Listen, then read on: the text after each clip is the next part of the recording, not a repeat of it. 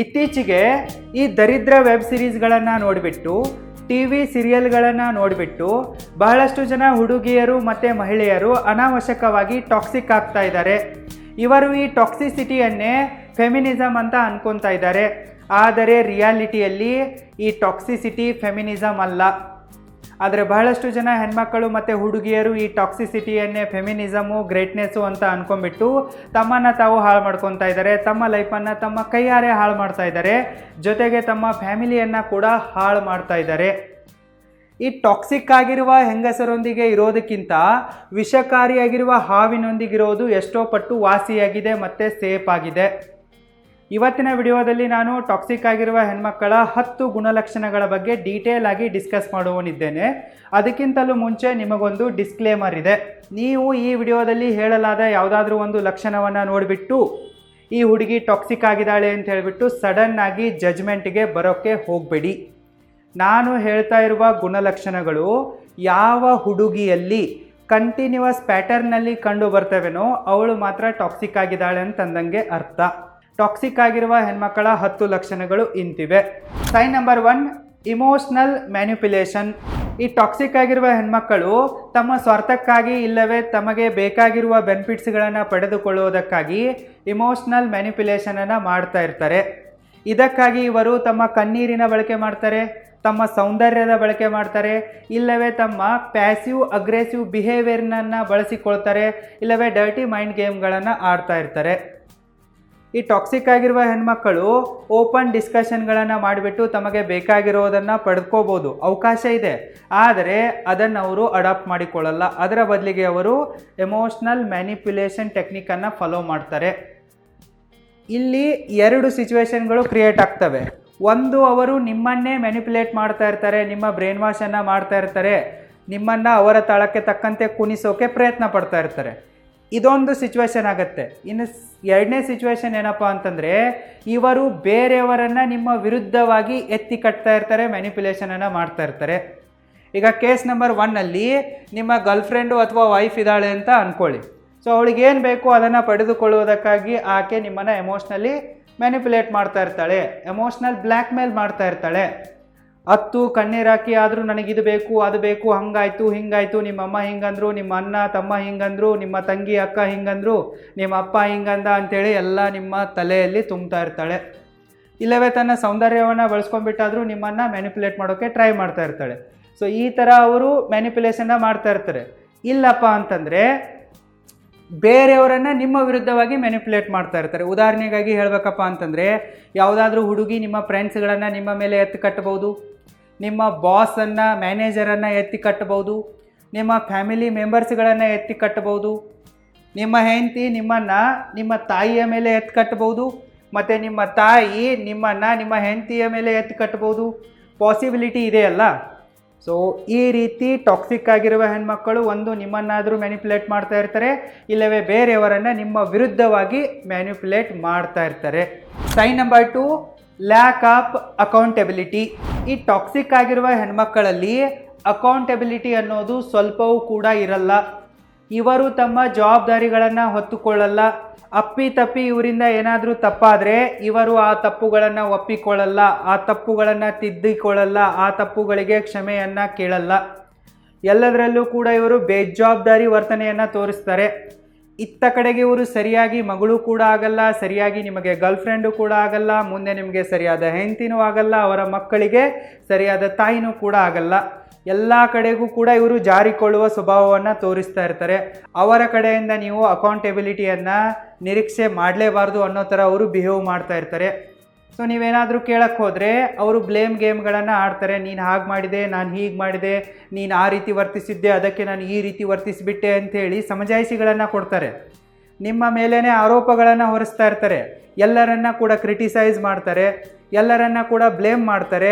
ಅವಶ್ಯಕತೆ ಬಿದ್ದರೆ ವಿಕ್ಟಿಮ್ ಕಾರ್ಡನ್ನು ಕೂಡ ಪ್ಲೇ ಮಾಡ್ತಾರೆ. ಎಲ್ಲರೂ ಕೂಡ ನನ್ನನ್ನೇ ಗುಗ್ಗು ಮಾಡ್ತಾ ಇದ್ದಾರೆ, ನನ್ನೊಂದಿಗೆ ಮಿಸ್ಬಿಹೇವ್ ಮಾಡ್ತಾ ಇದ್ದಾರೆ, ಎಲ್ಲವನ್ನ ಕೂಡ ನನ್ನ ತಲೆ ಮೇಲೇ ಹಾಕ್ತಾರೆ. ಈ ರೀತಿ ಆಕೆ ವಿಕ್ಟಿಮ್ ಕಾರ್ಡನ್ನು ಕೂಡ ಪ್ಲೇ ಮಾಡ್ತಾಳೆ. ಆದರೆ ತಪ್ಪಿಯೂ ಕೂಡ ತನ್ನ ಜವಾಬ್ದಾರಿಯನ್ನು ಹೊರೋಕ್ಕೆ ರೆಡಿ ಆಗಲ್ಲ, ತಪ್ಪುಗಳನ್ನು ತಿದ್ದಿಕೊಳ್ಳಲ್ಲ. ಆಕೆ ಆ ತಪ್ಪುಗಳ ಬದಲಿಗೆ ಸಾರಿ ಕೇಳಲ್ಲ. ಸೊ ಅವ್ರು ಯಾವ ರೀತಿ ಸಾರಿ ಕೇಳ್ತಾ ಇರ್ತಾರಪ್ಪ ಅಂತಂದರೆ ಅದರಲ್ಲೂ ಕೇರ್ಲೆಸ್ನೆಸ್ ಇರುತ್ತೆ. ಸೊ ನಾನು ಹೇಳಿದ್ದು ನಿನಗೆ ಇಷ್ಟ ಆಗದೆ ಇದ್ದರೆ, ಅದರಿಂದ ಬೇಜಾರಾಗಿದ್ದರೆ ಐ ಆಮ್ ಸಾರಿ ಈ ರೀತಿ ಹೇಳ್ತಾ ಇರ್ತಾರೆ. ಸೊ ಇವ್ರು ಈ ರೀತಿ ಮಾಡಿದ್ದಾರೆ ಅಂದಾಗ ಮುಂದಿರುವ ವ್ಯಕ್ತಿಗೆ ಹರ್ಟ್ ಆಗೇ ಆಗಿರುತ್ತೆ, ನೋವಾಗಿರುತ್ತೆ, ನಷ್ಟ ಆಗಿರುತ್ತೆ. ಡೈರೆಕ್ಟ್ಲಿ ಇವರು ಸಾರಿ ಕೇಳಲ್ಲ. ಸೊ ನನ್ನಿಂದ ತಪ್ಪಾಗಿದೆ, ಐ ಆಮ್ ಸಾರಿ ಅನ್ನಲ್ಲ. ಸೊ ನಾನು ಈ ರೀತಿ ಮಾಡಿದ್ದಕ್ಕೆ ನಿನಗೆ ಬೇಜಾರಾಗಿದ್ದರೆ ಈ ರೀತಿ ಸಾರಿ ಕೇಳ್ತಾರೆ. ಅಂದರೆ ಒಟ್ಟಿನಲ್ಲಿ ಹೇಳಬೇಕಪ್ಪ ಅಂತಂದರೆ ಇವರು ಯಾವುದರಲ್ಲೂ ಕೂಡ ಅಕೌಂಟೆಬಿಲಿಟಿಯನ್ನು ತೋರಿಸಲ್ಲ. Sign number 3, using sexuality as a weapon. Toxic ಆಗಿರುವ ಹೆಣ್ಮಕ್ಕಳು ತಮ್ಮ ಸೆಕ್ಸುವಾಲಿಟಿಯನ್ನು ಅಂದರೆ ತಮ್ಮ ದೇಹವನ್ನು, ಬ್ಯೂಟಿಯನ್ನು ವೆಪನ್ ಥರ ಯೂಸ್ ಮಾಡಿಕೊಳ್ತಾ ಇರ್ತಾರೆ. ಅವರು ಯಾರೊಂದಿಗಾದರೂ ಫ್ಲರ್ಟ್ ಮಾಡಬೇಕಂತಂದರೆ, ಇಲ್ಲವೇ ಯಾರನ್ನಾದರೂ ಸೆಡ್ಯೂಸ್ ಮಾಡಬೇಕಂತಂದರೆ, ಇಲ್ಲವೇ ಯಾರನ್ನಾದರೂ ಹಾಳು ಮಾಡಬೇಕಂತಂದರೆ, ಇಲ್ಲವೇ ಯಾರಿಗಾದರೂ ಹರ್ಟ್ ಮಾಡಬೇಕಂತಂದರೆ ಅವರು ಎಲ್ಲದಕ್ಕೂ ಕೂಡ ತಮ್ಮ ಬಾಡಿಯನ್ನೇ, ಬ್ಯೂಟಿಯನ್ನೇ, ಸೆಕ್ಸುವಾಲಿಟಿಯನ್ನೇ ಒಂದು ವೆಪನ್ ಥರ ಬಳಕೆ ಮಾಡಿಕೊಳ್ತಾ ಇರ್ತಾರೆ. ಅವ್ರಿಗೇನಾದರೂ ಬೇಕಾಗಿದೆ ಅಂತ ಅಂದ್ಕೊಳ್ಳಿ, ಆವಾಗ ಅವರು ತಮ್ಮ ಈ ಸೆಕ್ಸುವಾಲಿಟಿಯನ್ನೇ ವೆಪನ್ ಥರ ಬಳಕೆ ಮಾಡಿಕೊಳ್ತಾರೆ. ಗಂಡು ಮಕ್ಕಳಿಗೆ ಇದು ಅರ್ಥ ಆಗಲ್ಲ. ಗಂಡು ಮಕ್ಕಳು ಗುಗ್ಗುಗಳ ಥರನೇ ಬಿಹೇವ್ ಮಾಡ್ತಾರೆ. ಗಂಡು ಮಕ್ಕಳ ಜಿಪ್ಪು ಮೆಜಾರಿಟಿ ಆಫ್ ದ ಕೇಸ್ಗಳಲ್ಲಿ ಟೈಟ್ ಆಗಿರಲ್ಲ. ಸೊ ಅವ್ರು ಇಲ್ಲಿ ಬಂದುಬಿಟ್ಟು ಬಲಿಕಾ ಬಕ್ರ ಆಗಿಬಿಡ್ತಾರೆ.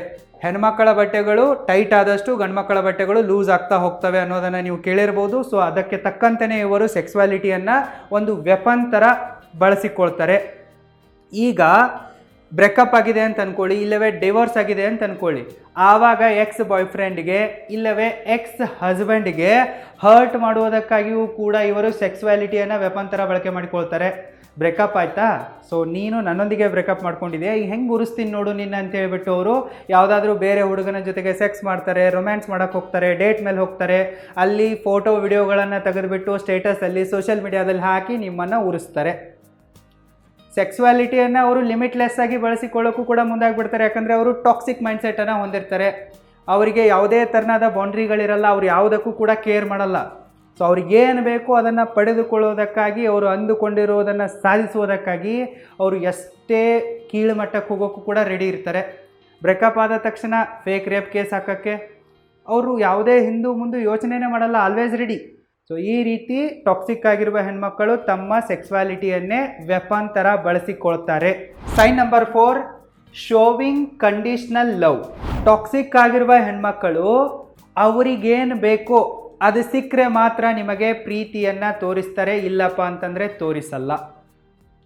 ಅವ್ರಿಗೆ ಬೇಕಾಗಿರೋದನ್ನು ನೀವು ಕೊಡಿಸಿದ್ರೆ ಮಾತ್ರ ನಿಮಗೆ ಪ್ರೀತಿ ಸಿಗತ್ತೆ, ರಾತ್ರಿ ಸೆಕ್ಸ್ ಸಿಗತ್ತೆ. ಇಲ್ಲ ಅಂತಂದರೆ ಏನು ಬದನೆಕಾಯಿನೂ ಸಿಗಲ್ಲ. ಅವರು ನಿಮ್ಮೊಂದಿಗೆ ಕಿತ್ತಾಡ್ತಾರೆ, ನಿಮ್ಮನ್ನು ಅವಾಯ್ಡ್ ಮಾಡೋಕ್ಕೆ ಶುರು ಮಾಡ್ತಾರೆ. ಟಾಕ್ಸಿಕ್ ಆಗಿರುವ ಹೆಣ್ಮಕ್ಕಳ ಪ್ರೀತಿ ಯಾವತ್ತೂ ಕೂಡ ಕಂಡೀಷ್ನಲ್ ಆಗಿರುತ್ತೆ. ಅವರಿಗೆ ಏನು ಗಿಫ್ಟ್ ಬೇಕೋ ಅದನ್ನು ನೀವು ಕೊಟ್ಟರೆ ನಿಮಗೆ ಇಲ್ಲಿ ಪ್ರೀತಿ ಸಿಗತ್ತೆ. ಅವ್ರು ಏನು ಹೇಳ್ತಾ ಇದ್ದಾರೆ ಅದನ್ನು ಕೇಳಿದರೆ ಮಾತ್ರ ನಿಮಗೆ ಪ್ರೀತಿ ಸಿಗತ್ತೆ. ಅವ್ರಿಗೆ ಐಫೋನ್ ಬೇಕಾ, ಕಾರ್ ಬೇಕಾ, 1 BHK ಫ್ಲ್ಯಾಟ್ ಬೇಕಾ, ಅದೆಲ್ಲವನ್ನು ಕೊಟ್ಟರೆ ನಿಮಗೆ ಪ್ರೀತಿ ಸಿಗತ್ತೆ. ಕೊಡಲಿಲ್ಲಪ್ಪ ಅಂತಂದರೆ ನಿಮಗೇನೂ ಸಿಗಲ್ಲ. ಮುಂದೆ ಮದುವೆ ಆದಮೇಲೂ ಕೂಡ ಅದೇ ರೀತಿ. ಸೊ ಹೆಂಡತಿ ಕೇಳಿದ್ದನ್ನೆಲ್ಲ ಗಂಡ ಕೊಡಿಸಿದ್ರೆ ಮಾತ್ರ ರಾತ್ರಿ ಸಿಗತ್ತೆ. ಇಲ್ಲಪ್ಪ ಅಂತಂದರೆ ಅವಳು ಬೆಡ್ರೂಮ್ ಬ್ರಹ್ಮಾಸ್ತ್ರವನ್ನು ಪ್ರಯೋಗಿಸ್ತಾಳೆ, ನಿಮ್ಮನ್ನು ನರಳಿಸ್ತಾಳೆ, ಹೊರಗಡೆ ಮಲ್ಕೊಳ್ಳೋಕೆ ಹೇಳ್ತಾಳೆ. ಸೊ ಈ ರೀತಿ ಟಾಕ್ಸಿಕ್ ಆಗಿರುವ ಹೆಣ್ಮಕ್ಕಳ ಪ್ರೀತಿ ಎನಿ ಟೈಮ್ ಕಂಡೀಷ್ನಲ್ ಆಗಿರುತ್ತೆ. ಒಂದು ವೇಳೆ ನೀವು ಎಲ್ಲ ಥರದ ವಿಡಿಯೋಗಳನ್ನು ಪ್ರೊಫೆಷ್ನಲ್ ಆಗಿ ಎಡಿಟ್ ಮಾಡುವುದನ್ನು ಕಲಿಯುವ ಆಸೆಯನ್ನು ಹೊಂದಿದ್ದರೆ, ನೀವು ಕೂಡ ನಿಮ್ಮದೇ ಆದಂಥ ಒಂದು ಸ್ವಂತ ಯೂಟ್ಯೂಬ್ ಚಾನಲನ್ನು ಕ್ರಿಯೇಟ್ ಮಾಡಿಬಿಟ್ಟು ನಿಮ್ಮ ನಾಲೆಜನ್ನು ಜಗತ್ತಿನೊಂದಿಗೆ ಶೇರ್ ಮಾಡಬೇಕು ಅಂತ ಅಂದ್ಕೊಂಡಿದ್ರೆ, ಸಕ್ಸಸ್ಫುಲ್ ಕಂಟೆಂಟ್ ಕ್ರಿಯೇಟರ್ ಆಗಬೇಕು ಅಂತ ಅಂದ್ಕೊಂಡಿದ್ರೆ, ನೀವು ಈಗಲೇ roaringfilmschool.comಗೆ ವಿಸಿಟ್ ಮಾಡಿ ಮತ್ತು ನಮ್ಮ ಆನ್ಲೈನ್ ಕೋರ್ಸ್ಗಳಿಗೆ ಜಾಯ್ನ್ ಆಗಿ. ಲಿಂಕ್ ಈ ವಿಡಿಯೋದ ಡಿಸ್ಕ್ರಿಪ್ಷನ್ ಬಾಕ್ಸಲ್ಲೂ ಕೂಡ ಇದೆ, ಚೆಕ್ ಮಾಡಿ. Sign number 5, shaming others, especially other woman. Toxic ಆಗಿರುವ ಹೆಣ್ಮಕ್ಕಳು ನಾವು ಸುಪೀರಿಯರ್ ಇದ್ದೀವಿ ಅಂಥೇಳಿ ತೋರಿಸಿಕೊಳ್ಳುವುದಕ್ಕಾಗಿ, ಸಾಬೀತು ಮಾಡುವುದಕ್ಕಾಗಿ ಬೇರೆಯವರನ್ನು ಕೀಳಾಗಿ ತೋರಿಸ್ತಾ ಇರ್ತಾರೆ. ಹೆಚ್ಚಾಗಿ ಅವರು ಹೆಣ್ಮಕ್ಕಳಾಗಿದ್ದುಕೊಂಡು ಬೇರೆ ಹೆಣ್ಮಕ್ಕಳ ಬಗ್ಗೆನೇ ಕೆಟ್ಟದಾಗಿ ಮಾತಾಡ್ತಾ ಇರ್ತಾರೆ, ಅವರನ್ನು ಶೇಮಿಂಗ್ ಮಾಡ್ತಾ ಇರ್ತಾರೆ ಪಬ್ಲಿಕಲ್ಲಿ. ಇವ್ರು ನೋಡೋಕೆ ಹೆಂಗೆ ಇದ್ದರೂ ಕೂಡ ಬೇರೆ ಹುಡುಗಿಯರು ಆ ಥರ ಇದ್ದಾರೆ, ಡುಮ್ಮಗಿದ್ದಾಳೆ ಅಂಥೇಳಿ ಎಲ್ಲ ಇವರೇ ನೆಗೆಟಿವ್ ಕಮೆಂಟ್ ಮಾಡ್ತಾ ಇರ್ತಾರೆ. ಈಗ ಹೆಣ್ಣಿಗೆ ಹೆಣ್ಣೆ ಶತ್ರು ಅಂತಾರಲ್ಲ, ಸೊ ಅದಕ್ಕೆ ತಕ್ಕಂತೆ ಇವರು ನಡೆದುಕೊಳ್ತಾ ಇರ್ತಾರೆ. ತಾವು ಕೂಡ ಓರ್ವ ಹೆಣ್ಮಗಳಾಗಿ ಬೇರೆ ಹೆಣ್ಮಗಳನ್ನು ಜಡ್ಜ್ ಮಾಡಬಾರ್ದು, ಅವಳ ಲುಕ್ಸ್ಗಳನ್ನು ಜಡ್ಜ್ ಮಾಡಬಾರ್ದು, ಅವಳ ಫೈನಾನ್ಷಿಯಲ್ ಸ್ಟೇಟಸನ್ನು, ಫ್ಯಾಮಿಲಿ ಸ್ಟೇಟಸನ್ನು, ಯಾರೊಂದಿಗೆ ಮದುವೆ ಆಗೋದು ಬಿಡೋದು ಅವಳ ಇಷ್ಟ. ಸೊ ಅವ್ರಿಗೆ ಯಾರು ಇಷ್ಟ ಆಗಿದ್ದಾರೋ, ಯಾರು ಸಿಕ್ಕಿದಾರೋ ಅವರೊಂದಿಗೆ ಮದುವೆ ಆಗಿರ್ತಾರೆ ಹೆಣ್ಮಕ್ಳು. ಸೊ ಇವರು ಅವರನ್ನು ಜಡ್ಜ್ ಮಾಡ್ತಾ ಇರ್ತಾರೆ. ಇವಳು ನೋಡು ದುಡ್ಡಿಗಾಗಿ ಅಂಥವನನ್ನು ಮದುವೆ ಆಗಿದ್ದಾಳೆ, ಸೊ ಇವಳು ನೋಡೋಕೆ ಹಿಂಗಿದ್ದಾಳೆ, ಸೊ ಅಂಥ ಹುಡುಗನನ್ನ ಮದುವೆ ಆಗಿದ್ದಾಳೆ, ಇಬ್ಬರದು ಮ್ಯಾಚಿಂಗೇ ಆಗ್ತಾ ಇಲ್ಲ. ಇವಳು ನೋಡೋ ಗರೀಬಳಿದ್ದಾಳೆ, ಅಂದರೆ ಬಡವಳಿದ್ದಾಳೆ, ಅವಳ ಹತ್ರ ಅದಿಲ್ಲ ಇದಿಲ್ಲ, ಹಂಗಿದ್ದಾಳೆ ಹಿಂಗಿದ್ದಾಳೆ, ಅವಳ ಸ್ಯಾರಿ ಅವಳ ಬ್ಲೌಸಿಗೆ ಕಲರ್ಗೆ ಮ್ಯಾಚ್ ಆಗ್ತಾ ಇಲ್ಲ, ಅವಳ ಚಪ್ಪಲಿ ಅವಳ ಬಾಡಿ ಟೈಪ್ಗೆ ಮ್ಯಾಚ್ ಆಗ್ತಾ ಇಲ್ಲ. ಈ ರೀತಿ ಏನು ಬೇಕು ಅದನ್ನೆಲ್ಲವನ್ನು ಕೂಡ ಅವರು ಮಾತಾಡ್ತಾರೆ. ಒಟ್ಟಿನಲ್ಲಿ ನಾನು ಭಾರಿ ಇದ್ದೀನಿ ಅಂತ ತೋರಿಸಿಕೊಳ್ಳುವುದಕ್ಕಾಗಿ ಬೇರೆಯವರ ಲುಕ್ಸ್ಗಳನ್ನು, ಬಾಡಿಯನ್ನು ಮತ್ತು ಫೈನಾನ್ಷಿಯಲ್ ಸ್ಟೇಟಸನ್ನು, ಫ್ಯಾಮಿಲಿ ಸ್ಟೇಟಸನ್ನು, ಲೈಫ್ ಸ್ಟೇಟಸನ್ನು ಇವರು ಕೀಳಾಗಿ ತೋರಿಸ್ತಾರೆ. ನಾವು ಶ್ರೇಷ್ಠರು, ಮಿಕ್ಕವರೆಲ್ಲ ಕನಿಷ್ಠರು ಅನ್ನೋ ಥರ ಇವರು ಟಾಕ್ಸಿಕ್ ಆಗಿರುವ ಹೆಣ್ಮಕ್ಕಳು ಬಿಹೇವ್ ಮಾಡ್ತಾ ಇರ್ತಾರೆ. Sign number 6, celebrating cheating in a relationship. Toxic ಆಗಿರುವ ಹೆಣ್ಮಕ್ಕಳು ಚೀಟಿಂಗ್ ಮಾಡೋದ್ರಲ್ಲಿ ತಪ್ಪೇನಿಲ್ಲ, ಅದೇನು ದೊಡ್ಡ ಕ್ರೈಮ್ ಅಲ್ಲ ಅನ್ನೋ ಥರ ಬಿಹೇವ್ ಮಾಡ್ತಾ ಇರ್ತಾರೆ. ಈ ಟಾಕ್ಸಿಕ್ ಹೆಣ್ಮಕ್ಕಳ ಒಂದು ವರ್ಲ್ಡ್ ಫೇಮಸ್ ಡೈಲಾಗ್ ಇದೆ. ಅದೇನಪ್ಪ ಅಂತಂದರೆ, my life my rules, my body my rules. ನನ್ನ ದೇಹ ನನ್ನಿಷ್ಟ, ನಾನು ಇದನ್ನು ಯಾರಿಗೆ ಬೇಕಾದರೂ ಕೊಡ್ತೀನಿ, ಯಾರ ಜೊತೆಗೆ ಬೇಕಾದರೂ ಸುತ್ತೀನಿ, ಯಾರು ಬೇಕಾದ್ರೂ ಜೊತೆಗೆ ಮಲ್ಕೋತೀನಿ, ನಿಮಗೇನು ಅನ್ನೋದು ಇವರ ವಾದ ಆಗಿರುತ್ತೆ. ಸೊ ಅದರಲ್ಲಿ ತಪ್ಪೇನಿಲ್ಲ, ಅವರ ದೇಹ ಅವರ ಪ್ರಾಪರ್ಟಿ ಆಗಿದೆ, ಅವರ ಅಸೆಟ್ ಆಗಿದೆ, ಅವರೇನಾದರೂ ಮಾಡ್ಬೋದು. ಬಟ್ ನೀವು ಯಾವಾಗ ಓರ್ವ ಒಳ್ಳೆಯ ವ್ಯಕ್ತಿಯನ್ನು ಮದುವೆ ಆಗ್ತಿರೋ, ಅವನ ಹೆಂಡತಿ ಆಗಿರ್ತಿರೋ, ಆವಾಗ ನಿಮಗೆ ನಿಮ್ಮದೇ ಆದಂತಹ ಒಂದು ಸ್ಟೇಟಸ್ ಇರುತ್ತೆ, ರೆಸ್ಪಾನ್ಸಿಬಿಲಿಟಿಗಳಿರ್ತವೆ. ಸೊ ಆವಾಗಲೂ ಕೂಡ ಟಾಕ್ಸಿಕ್ ಆಗಿರುವ ಹೆಣ್ಮಕ್ಕಳು ಇದನ್ನು ಅರ್ಥ ಮಾಡಿಕೊಳ್ಳಲ್ಲ. ಮದುವೆ ಆಗೋದಕ್ಕಿಂತ ಮುಂಚೆ ಹೆಂಗೆ ಸಿಕ್ಕಂಗೆ ವರ್ತನೆ ಮಾಡ್ತಾ ಇರ್ತಾರೋ, ಮನಸ್ಸಿಗೆ ಬಂದಂತೆ ಬಿಹೇವ್ ಮಾಡ್ತಾ ಇರ್ತಾರೋ, ಅನ್ಕಂಟ್ರೋಲೇಬಲ್ ಆಗಿ ತಿರುಗ್ತಾ ಇರ್ತಾರೋ, ಸೊ ಅದನ್ನೇ ಮದುವೆ ಆದ ಮೇಲೂ ಕೂಡ ನಾನು ಮಾಡುವೆ ಅಂತಾರೆ. ಇದನ್ನೇ ಫೆಮಿನಿಸಮ್ ಅಂತ ಹೇಳ್ತಾರೆ.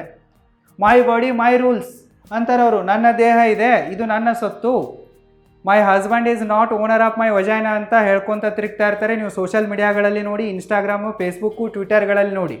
ಸೊ ಇವರು ಇದೇ ರೀತಿಯಾದ ಡೈಲಾಗ್ಗಳನ್ನು ಹಾಕ್ತಾ ಇರ್ತಾರೆ. ಸೊ ನನ್ನ ಗಂಡ ನನ್ನ ದೇಹಕ್ಕೇನು ವಾರಸುದಾರನಲ್ಲ, ನನ್ನ ದೇಹ ನನ್ನದ್ದೇ, ನಾನು ಏನು ಬೇಕಾದರೂ ಮಾಡ್ತೀನಿ, ಎಕ್ಸ್ಟ್ರಾ ಮೆರಿಟಲ್ ಅಫೇರ್ಗಳನ್ನು ಮಾಡ್ತೀನಿ, ನನ್ನ ಎಕ್ಸ್ ಬಾಯ್ ಫ್ರೆಂಡ್ ಜೊತೆಗಾದರೂ ಹೋಗ್ತೀನಿ, ಹೊಸ ಬಾಯ್ ಫ್ರೆಂಡ್ ಜೊತೆಗಾದರೂ ಹೋಗ್ತೀನಿ, ಅದನ್ನು ಕೇಳೋ ಅಧಿಕಾರ ಗಂಡಂದಿರಿಗಿಲ್ಲ, ನನ್ನ ಫ್ಯಾಮಿಲಿಯವರು ಕೇಳಂಗಿಲ್ಲ, ಅತ್ತೆ ಮಾವ ಕೇಳಂಗಿಲ್ಲ, ಗಂಡ ಅಂತೂ ಮೊದಲೇ ಕೇಳಂಗಿಲ್ಲ. ಈ ರೀತಿಯಾದ ಮೈಂಡ್ಸೆಟ್ಟಿಗೆ ಇವರು ಹೋಗಿಬಿಡ್ತಾರೆ.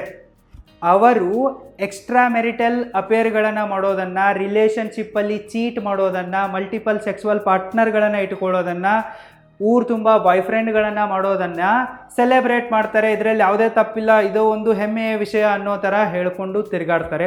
ಫೇಮಸ್ ಆಗಿರುವ ಡಿವೋರ್ಸ್ ಕೇಸ್ಗಳನ್ನು ನೋಡಿ, ಫ್ಯಾಮಿಲಿ ಕೋರ್ಟ್ಗಳಲ್ಲಿ ಏನು ನಡೀತಾ ಇದೆ ಅನ್ನೋದು ನೋಡಿ, ಇದರ ಬಗ್ಗೆ ನಿಮಗೆ ಇನ್ನೂ ಕ್ಲಾರಿಟಿ ಸಿಗತ್ತೆ. Sign number 7, constant drama or conflicts. Toxic ಆಗಿರುವ ಹೆಣ್ಮಕ್ಕಳು ಎನಿ ಟೈಮ್ ಕಂಟಿನ್ಯೂಸ್ ಆಗಿ ಡ್ರಾಮಾಗಳನ್ನು ಕ್ರಿಯೇಟ್ ಮಾಡ್ತಾರೆ ಮತ್ತು ಅನಾವಶ್ಯಕವಾಗಿ ಕಾನ್ಫ್ಲಿಕ್ಟ್ಗಳನ್ನು ಕ್ರಿಯೇಟ್ ಮಾಡ್ತಾರೆ. ಯಾಕೆ ಈ ರೀತಿ ಮಾಡ್ತಾರಪ್ಪ ಅಂತಂದರೆ, just for their female ego satisfaction ಅಷ್ಟೇ. ತಮ್ಮ ಫೀಮೇಲ್ ಈಗೋವನ್ನು ಸ್ಯಾಟಿಸ್ಫೈ ಮಾಡಿಕೊಳ್ಳುವುದಕ್ಕಾಗಿ ಅವರು ಅನಾವಶ್ಯಕವಾಗಿ ಡ್ರಾಮಾಗಳನ್ನು ಮಾಡ್ತಾರೆ, ಜಗಳಾಟ ಕಿತ್ತಾಟಗಳನ್ನು ಮಾಡ್ತಾರೆ. ಒಂದು, ಅವರು ನಿಮ್ಮೊಂದಿಗೆ ಜಗಳಾಡ್ತಾರೆ. ಯಾಕಪ್ಪ ಅಂದರೆ ನೀವು ಬಾಯ್ ಫ್ರೆಂಡ್ ಇದ್ದೀರಾ, ಗಂಡ ಇದ್ದೀರಾ ಅಂತಂದರೆ ನೀವೇ ಅವರ ಪ್ರಪಂಚ ಅಂತ ಅವರೇ ಹೇಳಿಬಿಟ್ಟಿರ್ತಾರೆ. ಸೊ ಅವ್ರು ಜಗತ್ತಿನೊಂದಿಗೆ ಹೋರಾಡುವೆ ಅಂತಂದರೆ ನೀವು ಅರ್ಥ ಮಾಡ್ಕೋಬೇಕು, ಅವ್ರು ನಿಮ್ಮೊಂದಿಗೇ ಹೋರಾಡ್ತಾರೆ, ನಿಮ್ಮೊಂದಿಗೇ ಕಿತ್ತಾಡ್ತಾರೆ, ನಿಮಗೆ ಹೊಡಿಬಿಡಿ ಮಾಡ್ತಾರೆ ಅಂದಂಗೆ. ಸೊ ಅವರು ಒಂದು, ನಿಮ್ಮ ಜೊತೆಗೆ ಡೈರೆಕ್ಟ್ಲಿ ಡ್ರಾಮಾಗಳನ್ನು ಶುರು ಮಾಡಿಬಿಡ್ತಾರೆ, ಮೈಂಡ್ ಗೇಮ್ಗಳನ್ನು ಶುರು ಮಾಡ್ತಾರೆ, ನಿಮ್ಮೊಂದಿಗೆ ಜಗಳ ಆಡ್ತಾರೆ. ಇಲ್ಲಪ್ಪ ಅಂತಂದರೆ ನಿಮ್ಮ ಮನೆಯವರೊಂದಿಗೆ ಜಗಳ ಶುರು ಮಾಡ್ತಾರೆ, ಅತ್ತೆಯೊಂದಿಗೆ ಜಗಳ ಆಡ್ತಾರೆ, ಮಾವನೊಂದಿಗೆ ಜಗಳ ಆಡ್ತಾರೆ, ನಾದಿನಿ ಮೈದುನನೊಂದಿಗೆ ಜಗಳ ಆಡ್ತಾರೆ. ಇಲ್ಲವೇ ಯಾವುದಾದ್ರೂ ಒಂದು ಸಿಲ್ಲಿ ಮ್ಯಾಟ್ರನ್ನು ಇಟ್ಕೊಂಡ್ಬಿಟ್ಟು ಅದನ್ನೇ ದೊಡ್ಡದಾಗಿ ಮಾಡ್ತಾ ಕೂತು ಬಿಡ್ತಾರೆ. ಹಂಗಾಯಿತು ಹಿಂಗಾಯಿತು, ಇಲ್ಲವೇ 4-5 ವರ್ಷದ ಹಳೆಯ ವಿಚಾರವನ್ನು ತೆಗೆದು ಬಿಡ್ತಾರೆ. ನೀನು ಅವಾಗ ಹಂಗೆ ಮಾಡಿದ್ದೆ, ಇವಾಗ ಹಿಂಗೆ ಮಾಡಿದ್ದೆ. ಒಟ್ಟಿನಲ್ಲಿ ಅವರಿಗೆ ನಿಮ್ಮೊಂದಿಗೆ ಜಗಳ ಮಾಡೋದಿದೆ, ಡ್ರಾಮಾ ಮಾಡೋದಿದೆ, ಈ ರೀತಿ ಮಾಡಿಬಿಟ್ಟು ಅವ್ರ ಈಗೋ ಸ್ಯಾಟಿಸ್ಫೈ ಮಾಡ್ಕೊಳ್ಳೋದಿದೆ. ಟಾಕ್ಸಿಕ್ ಆಗಿರುವ ಹೆಣ್ಮಕ್ಕಳು ಈ ರೀತಿ ಮಾಡೋದ್ರಿಂದ ನಿಮ್ಮ ಟೈಮ್ ವೇಸ್ಟ್ ಆಗುತ್ತೆ, ದುಡ್ಡು ವೇಸ್ಟ್ ಆಗುತ್ತೆ, ನಿಮ್ಮ ಮಾನಸಿಕ ನೆಮ್ಮದಿ ಹಾಳಾಗುತ್ತೆ, ನಿಮ್ಮ ಖುಷಿ ಹಾಳಾಗುತ್ತೆ, ನಿಮ್ಮ ಸಂಬಂಧಗಳು ಕೂಡ ಹಾಳಾಗಿಬಿಡ್ತವೆ. ಒಟ್ಟಿನಲ್ಲಿ ನಿಮ್ಮ ಲೈಫೇ ಗೋತಾ ಹೊಡೆದು ಬಿಡುತ್ತೆ. Sign number 8, entitlement or narcissism. Toxic ಆಗಿರುವ ಹೆಣ್ಮಕ್ಕಳಲ್ಲಿ ನಾರ್ಸಿಸಿಸಮ್ನ ಲಕ್ಷಣಗಳು ಕೂಡ ಕಂಡು ಬಂದೇ ಬರ್ತವೆ. ಅವರು ಎಲ್ಲದರಲ್ಲೂ ಕೂಡ ಸ್ಪೆಷಲ್ ಟ್ರೀಟ್ಮೆಂಟನ್ನು ನಿಮ್ಮಿಂದ ಬಯಸ್ತಾರೆ. ನಾನೇನು ಎಲ್ಲ ಹುಡುಗಿಯರ ಥರ ಆರ್ಡಿನರಿ ಹುಡುಗಿಯಲ್ಲ, ನಾನು ಗ್ರೇಟ್ ಆಗಿರುವೆ, ನಾನು ಕ್ವೀನ್ ಆಗಿರುವೆ, ನಾನು ಹೇಳ್ದಂಗೆ ನೀನು ಕೇಳಬೇಕು, ಎಲ್ಲವೂ ನಾನೆಂದುಕೊಂಡಂತೆ ಆಗಬೇಕು, ಸೊ ನನಗೆ ಸ್ಪೆಷಲ್ ಟ್ರೀಟ್ಮೆಂಟ್ಗಳನ್ನು ಕೊಡಬೇಕು. ಎಲ್ಲದಕ್ಕೂ ಕೂಡ ಅವರು ಟರ್ಮ್ಸ್ ಆ್ಯಂಡ್ ಕಂಡೀಷನ್ಗಳನ್ನು ಹಾಕ್ತಾರೆ.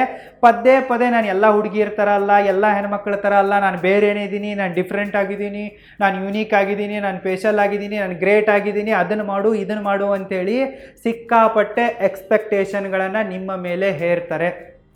ಯಾವುದಕ್ಕೂ ಕೂಡ ಅವ್ರು ಕೇಳಲ್ಲ. ಎಲ್ಲದರಲ್ಲೂ ಕೂಡ ಅವ್ರಿಗೇನು ಕ್ವೀನ್ ಟ್ರೀಟ್ಮೆಂಟ್ ಬೇಕು, ಇವಳೇ ಗ್ರೇಟ್ ಅನ್ನೋದನ್ನು ನೀವು ಒಪ್ಕೊಂಡ್ಬಿಟ್ಟು ಸೇವಕರ ಥರ ಅವಳಿಂದೆ ಹೋಗಬೇಕು ಅನ್ನೋದು ಅವಳ ವಾದ ಆಗಿರುತ್ತೆ. ನೀವು ಅವಳಿಗೆ ಹೋಗಮ್ಮ ಪಬ್ಲಿಕ್ ಬಸ್ಸಲ್ಲಿ ಹೋಗು ಅಂತಂದರೆ ಅವಳು ಕೇಳಲ್ಲ. ನನಗೆ ಕಾರೇ ಬೇಕು, ಸ್ಪೆಷಲ್ಲಾಗಿ ಅದೇ ಬೇಕು, ಇದೇ ಬೇಕು. ಸೊ ನಾರ್ಮಲ್ ಆಗಿರೋದು ಏನಾದರೂ ಕೊಡ್ಸೋಕೆ ಹೋದರೆ ತೊಗೊಳ್ಳಲ್ಲ. ನನಗೆ ಐಫೋನೇ ಬೇಕು, ನನಗೆ ಆಡಿ ಕಾರೇ ಬೇಕು, ನನಗೆ ಅಂಥದ್ದೇ ಮನೆ ಬೇಕು, ಇಂಥದ್ದೇ ಜ್ಯುವೆಲ್ರಿ ಬೇಕು. ನೀವು ಕೇಳಕ್ಕೆ ಹೋದರೆ ಬಜೆಟ್ ಇಲ್ಲ, ಅದಿಲ್ಲ, ಇದಿಲ್ಲ, ಅದು ಸರಿ ಇಲ್ಲ, ಸದ್ಯಕ್ಕೆ ನೋಡೋಣ ಅಂತಂದರೆ ಅವಳು ಕೇಳಲ್ಲ. ಸೊ ನಾನೇನು ಆರ್ಡಿನರಿನಾ? ಎಲ್ಲ ಹುಡುಗಿರ ಥರ ನಾನಲ್ಲ, ನಾನು ಬೇರೆನೇ ಇದ್ದೀನಿ. ಸೊ ಇವರು ಏನು ಅನ್ಕೊಂಡ್ಬಿಟ್ಟಿರ್ತಾರಪ್ಪ ಅಂತಂದರೆ ನಾನೇ ಸರ್ವಾಧಿಕಾರಿ, ಜಗತ್ತೆಲ್ಲ ನಾನು ಹೇಳ್ದಂಗೆ ಕೇಳಬೇಕು. ಮತ್ತು ಇವ್ರದ್ದು ಮತ್ತೊಂದು ಹುಚ್ಚುತನ ಇರುತ್ತೆ, ನಾನು ಯಾವ ರೂಲ್ಸ್ಗಳನ್ನು ಕೂಡ ಫಾಲೋ ಮಾಡಲ್ಲ. ನೀನು ಹಾನೆಸ್ಟ್ ಆಗಿರಬೇಕು, ನೀನು ಲಾಯಲ್ ಆಗಿರಬೇಕು, ನೀನು ನಾನು ಹೇಳ್ದಂಗೆ ಕೇಳಬೇಕು, ನೀನು ನನ್ನ ಪ್ರೀತಿಸಬೇಕು. ಆದರೆ ನಾನು ಇದನ್ನು ಯಾವುದನ್ನು ನಿನಗೆ ವಾಪಸ್ ಕೊಡಲ್ಲ. ಯಾಕಂದರೆ ನಾನು ಗ್ರೇಟ್ ಆಗಿರುವೆ, ನಾನು ಸ್ಪೆಷಲ್ ಆಗಿರುವೆ, ನೀನು ಆರ್ಡಿನರಿ ಇರುವೆ. ನಾನು ಮನಸ್ಸು ಮಾಡಿದ್ದಕ್ಕೆ ನಿನ್ನನ್ನು ಲವ್ ಮಾಡ್ತಾ ಇರುವೆ, ನಾನು ಮನಸ್ಸು ಮಾಡಿದ್ದಕ್ಕೆ ನಿನ್ನನ್ನು ಮದುವೆ ಆಗ್ತಾ ಇರುವೆ. ಸೊ ನಾನಿಲ್ಲ ಅಂತಂದರೆ ನಿನಗೆ ಯಾವಳು ಮದುವೆ ಆಗ್ತಾ ಇದ್ಲು, ನಿನಗೆ ಯಾವಳು ಕೇರ್ ಮಾಡ್ತಾ ಇದ್ಲು ಅನ್ನೋ ಅಟಿಟ್ಯೂಡಲ್ಲಿ ಇವ್ರು ಇರ್ತಾರೆ. ಅಂದರೆ ನಾವು ಎಲ್ಲ ರೂಲ್ಸ್ಗಳನ್ನ ಫಾಲೋ ಮಾಡಬೇಕು, ಜಗತ್ತಿನಲ್ಲಿರುವ ಬೇರೆ ಎಲ್ಲರೂ ಕೂಡ ರೂಲ್ಸ್ ಫಾಲೋ ಮಾಡಬೇಕು. ಬಟ್ ಈ ಮಹಾರಾಣಿಯರು ಯಾವುದೇ ರೂಲ್ಸ್ ಫಾಲೋ ಮಾಡಲ್ಲ. ಇವ್ರಿಗೆ ಯಾವುದೇ ರೂಲ್ಸು, ರೆಗ್ಯುಲೇಷನ್ಸು, ಸೆಂಟಿಮೆಂಟ್ಸು ಅಪ್ಲೈ ಆಗಲ್ಲ. ಯಾಕಪ್ಪ ಅಂತಂದರೆ ಇವರು ಸ್ಪೆಷಲ್ ಆಗಿರ್ತಾರೆ ಅನ್ನೋದು ಇವ್ರ ವಾದ ಆಗಿರುತ್ತೆ. Sign number 9, over controlling attitude. Toxic ಆಗಿರುವ ಹೆಣ್ಮಕ್ಕಳಲ್ಲಿ ಓವರ್ ಕಂಟ್ರೋಲಿಂಗ್ ನೇಚರ್ ಇರುತ್ತೆ. ಎಲ್ಲವೂ ಕೂಡ ಅವಳು ಹೇಳಿದಂಗೆ ಆಗಬೇಕು, ಅವಳ ಇಷ್ಟಕ್ಕೆ ತಕ್ಕಂತೆಯೇ ಆಗಬೇಕು. ನೀವು ಅವಳ ಬಾಯ್ ಫ್ರೆಂಡ್ ಇದ್ದೀರಾ ಇಲ್ಲವೇ ಗಂಡ ಇದ್ದೀರಪ್ಪ ಅಂತಂದರೆ ಅವಳು ಹೇಳಿದಂಗೆ ನೀವು ಕೇಳಬೇಕು. ಅವಳು ಎಲ್ಲಿ ಕೂತ್ಕೊಂತಾಳಲ್ಲ ಅಲ್ಲಿ ಕೂತ್ಕೋಬೇಕು, ಎಲ್ಲಿ ಹೋಗು ಏನು ಮಾಡಂತಾಳಲ್ಲ ಅದನ್ನೆಲ್ಲ ನೀವು ಮಾಡಬೇಕು. ಎದುರಿಗೆ ಕ್ವಶನ್ ಕೇಳಂಗಿಲ್ಲ, ಮುಚ್ಕೊಂಡು ಅವಳು ಏನು ಹೇಳ್ತಾಳೋ ಅದನ್ನು ಮಾಡಬೇಕು ಅನ್ನೋ ಥರ ಅವರ ಆ್ಯಟಿಟ್ಯೂಡ್ ಇರುತ್ತೆ, ಬಿಹೇವಿಯರ್ ಇರುತ್ತೆ. ನಿಮ್ಮದೇನೂ ನಡೆಯಲ್ಲ, ನೀವು ಅಮ್ಮವ್ರ ಗಂಡನಾಗಿಯೇ ಇರಬೇಕು, ಅವರಿಗೆ ಗುಲಾಮರ ಥರನೇ ಇರಬೇಕು ಅನ್ನೋದು ಅವರ ಒಂದು ಬೇಸಿಕ್ ಮೈಂಡ್ಸೆಟ್ ಆಗಿರುತ್ತೆ. ಎಲ್ಲವನ್ನ ಕೂಡ ಅವ್ರು ಕಂಟ್ರೋಲ್ ಮಾಡೋಕ್ಕೆ ಹೋಗ್ತಾರೆ. ಅವಳು ಏನು ಹೇಳ್ತಾಳೋ ಅದನ್ನು ನೀವು ಮಾಡಬೇಕಾಗತ್ತೆ. ನಿಮಗೆ ಯಾವುದೇ ಪರ್ಯಾಯವನ್ನು ಅವಳು ಕೊಡಲ್ಲ. ನಿಮ್ಮ ಪರ್ಸ್ನಲ್ ಸ್ವಾತಂತ್ರ್ಯವನ್ನು, ನಿಮ್ಮ ಪರ್ಸ್ನಲ್ ಸ್ಪೇಸನ್ನು ಈ ಟಾಕ್ಸಿಕ್ ಆಗಿರುವ ಹೆಣ್ಮಕ್ಕಳು ಖತಮ್ ಮಾಡಿಬಿಡ್ತಾರೆ. ನೀವು ಕಾಲಲ್ಲಿ ಯಾರೊಂದಿಗೆ ಮಾತಾಡಬೇಕು, ಮನೆಯಲ್ಲಿ ಯಾರೊಂದಿಗೆ ಮಾತಾಡಬೇಕು, ಯಾರೊಂದಿಗೆ ಮಾತಾಡಬಾರ್ದು, ಹೊರಗಡೆ ಯಾವಾಗ ಹೋಗಬೇಕು, ಯಾವಾಗ ಒಳಗಡೆ ಬರಬೇಕು, ಎಲ್ಲಿ ಹೋಗಿ ಏನು ಮಾಡಬೇಕು ಅನ್ನೋದನ್ನು ಎಲ್ಲ ಅವಳು ಡಿಸೈಡ್ ಮಾಡ್ತಾಳೆ. ನೀವು ಅವಳು ಹೇಳಿದಂಗೆ ಕುಣಿಬೇಕಾಗತ್ತೆ. ನಿಮಗೆ ಯಾವುದೇ ವೈಯಕ್ತಿಕ ಸ್ವಾತಂತ್ರ್ಯ ಇಲ್ಲ. ಅವಳು ಉಸಿರು ತಗೋ ಅಂತಂದರೆ ನೀವು ಉಸಿರು ತಗೋಬೇಕು. ನೀವೇನಾದರೂ ಅವಳ ಇಷ್ಟದಂತೆ ನಡೆದುಕೊಳ್ಳಿಲ್ಲಪ್ಪ ಅಂತಂದರೆ ಅವಳು ಹಾಕೊಂಡು ಜಡಿತಾಳೆ. ಹೆಂಗೆ ನೀನು ಮಾಡಿದೆ, ನನ್ನನ್ನು ಕೇಳಿದೆ ಯಾಕೆ ಮಾಡಿದ್ದು ನೀನು, ನನ್ನನ್ನು ಕೇಳಿದೆ ಯಾಕೆ ನೀನು ನಿಮ್ಮ ತಾಯಿಗೆ ದುಡ್ಡು ಕೊಟ್ಟೆ, ನಿಮ್ಮ ತಂದೆಗೆ ದುಡ್ಡು ಕೊಟ್ಟೆ, ನಿಮ್ಮ ಅಣ್ಣ ತಮ್ಮಂದಿರಿಗೆ ದುಡ್ಡು ಕೊಟ್ಟೆ, ನನ್ನನ್ನು ಕೇಳಬೇಕಾಗಿತ್ತು, ನಾನು ನಿನ್ನ ಲೈಫಲ್ಲಿ ಇಂಪಾರ್ಟೆಂಟ್ ಅಲ್ವಾ? ಈ ರೀತಿಯಾದ ವಾದಗಳು, ಈ ರೀತಿಯಾದ ಜಗಳಗಳು ಶುರುವಾಗಿಬಿಡ್ತವೆ.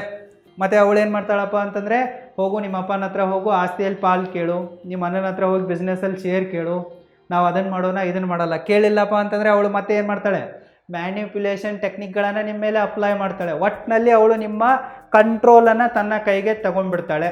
Sign number 10 and last, gaslighting. Toxic ಆಗಿರುವ ಎಲ್ಲ ಹೆಣ್ಮಕ್ಳ ಹತ್ರ ಒಂದು ಹಿಡನ್ ಅಸ್ತ್ರ ಇರುತ್ತೆ. ಅದ್ಯಾವುದಪ್ಪ ಅಂತಂದರೆ ಗ್ಯಾಸ್ ಲೈಟಿಂಗ್.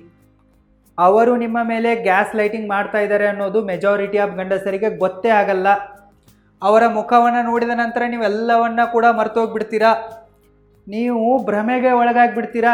ಆ ರೀತಿಯಾಗಿ ಅವರ ಬಿಹೇವಿಯರ್ ಇರುತ್ತೆ, ಆ ರೀತಿಯಾಗಿ ಅವರು ಉತ್ತರವನ್ನು ಕೊಡ್ತಾರೆ. ಅವರು ಎಲ್ಲ ಫ್ಯಾಕ್ಟ್ಸ್ಗಳನ್ನು ಟ್ವಿಸ್ಟ್ ಮಾಡಿಬಿಡ್ತಾರೆ, ತಥ್ಯಗಳನ್ನು ಹೇರಾಪೇರಿ ಮಾಡ್ತಾರೆ, ನಿಮಗೆ ಗೊತ್ತೇ ಆಗಲ್ಲ. ರಿಯಲ್ ಆಗಿರುವ ಫ್ಯಾಕ್ಟ್ಗಳನ್ನು ಸುಳ್ಳು ಅಂತ ಹೇಳೋಕ್ಕೆ ಶುರು ಮಾಡಿಬಿಡ್ತಾರೆ. ಅವರ ಪಾಸ್ಟ್ ಬಿಹೇವಿಯರ್ನಲ್ಲಿ ಏನಾದರೂ ಒಂದು ತಪ್ಪನ್ನು ಮಾಡಿರ್ತಾರೆ, ಏನಾದರೂ ಅಂದಿರ್ತಾರೆ, ನೀವು ಅದನ್ನು ಎತ್ತಿ ಅವ್ರ ಜೊತೆಗೆ ಮಾತಾಡೋಕ್ಕೆ ಶುರು ಮಾಡಿಬಿಟ್ರೆ ಅವ್ರು ಏನಂತಾರಪ್ಪ ಅಂತಂದರೆ, ಹೌದಾ ನಾನು ಆ ರೀತಿ ಮಾಡಿದ್ನ, ಇಲ್ಲ ನಿನಗೆ ಭ್ರಮೆ ಆಗಿರ್ಬೇಕು ನೋಡು, ನೀನೇ ಕನ್ಫ್ಯೂಷನ್ ಮಾಡ್ಕೊಂಡಿರ್ಬೇಕು ನೋಡು, ನಾನು ಆ ರೀತಿ ಮಾಡೋಕ್ಕೆ ಚಾನ್ಸೇ ಇಲ್ಲ, ನಾನು ಆ ರೀತಿ ಹೇಳಿರೋಕ್ಕೆ ಸಾಧ್ಯನೇ ಇಲ್ಲ, ನನ್ನಿಂದ ಅದು ಆಗೇ ಇಲ್ಲ. ಈ ಥರ ಅವ್ರು ಬಿಹೇವ್ ಮಾಡೋಕ್ಕೆ ಶುರು ಮಾಡಿಬಿಡ್ತಾರೆ, ಮಾತಾಡೋಕ್ಕೆ ಶುರು ಮಾಡಿಬಿಡ್ತಾರೆ. ಎಲ್ಲ ಫ್ಯಾಕ್ಟ್ಸ್ಗಳನ್ನು ಡಿನೈ ಮಾಡಿಬಿಡ್ತಾರೆ, ಯಾವುದನ್ನು ಕೂಡ ಅವ್ರು ಒಪ್ಪಿಕೊಳ್ಳೋದೇ ಇಲ್ಲ. ನೀನು ಹಂಗೆ ಮಾಡಿದ್ದೆ ಅಂತ ಹೇಳಿದರೆ ಹೌದಾ ಅಂತೇಳಿ ಅವ್ರು ಜಗಳಕ್ಕೆ ಬರಲ್ಲ. ಹೌದಾ ನಾನು ಆ ರೀತಿ ಮಾಡೋಕ್ಕೆ ಚಾನ್ಸೇ ಇಲ್ಲ, ನಿನಗೆ ಏನು ತಲೆ ಕಟ್ಟಿದೆ ನೋಡು. ಈ ರೀತಿ ಅವರು ನಿಮ್ಮ ಮೇಲೇ ನಿಮಗೆ ಒಂದು ಡೌಟ್ ಹುಟ್ಟಬೇಕು, ಆ ರೀತಿ ಬಿಹೇವ್ ಮಾಡೋಕ್ಕೆ ಶುರು ಮಾಡಿಬಿಡ್ತಾರೆ. ಆ ರೇಂಜ್ಗೆ ಗ್ಯಾಸ್ ಲೈಟಿಂಗ್ ಮಾಡಿಬಿಡ್ತಾರೆ. ಟಾಕ್ಸಿಕ್ ಆಗಿರುವ ಹೆಣ್ಮಕ್ಕಳಲ್ಲಿ ಈ 10 ಗುಣಲಕ್ಷಣಗಳು ಕಂಡು ಬರ್ತವೆ. ಮುಂದಿನ ವಿಡಿಯೋದಲ್ಲಿ ನಾನು ಟಾಕ್ಸಿಕ್ ಗಂಡು ಮಕ್ಕಳ ಗುಣಲಕ್ಷಣಗಳ ಬಗ್ಗೆ ಡಿಸ್ಕಸ್ ಮಾಡುವೆ. ಅಲ್ಲಿ ತನಕ all the very best. Thank you so much.